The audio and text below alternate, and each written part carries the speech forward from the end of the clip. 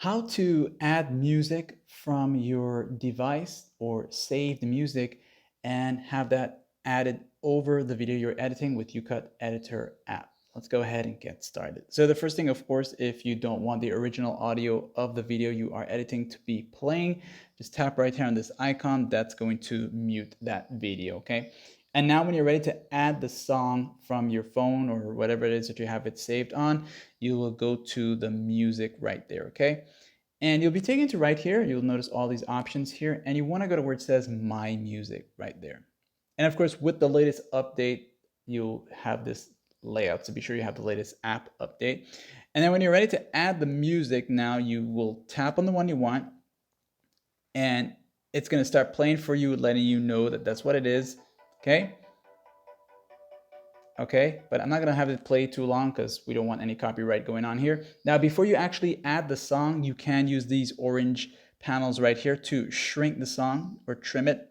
So if you know you only need like 20 seconds of it or however amount of time you need, you can just shrink it to that amount, okay?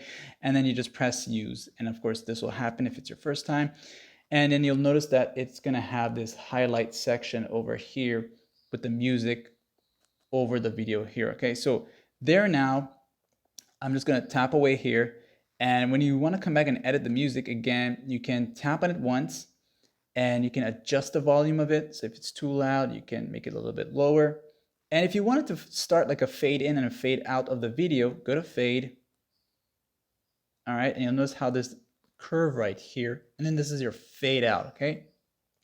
And what I like about the update is that it now knows where the end of the video is to match the fade out part of the audio that you have inserted, okay? And of course, if you have extra, you don't need it. You can just, while selecting the video audio here, press split and then delete it, okay? That's gonna trim that off for you. So you'll just have the right amount of what you actually use. Okay, so you have something like this here.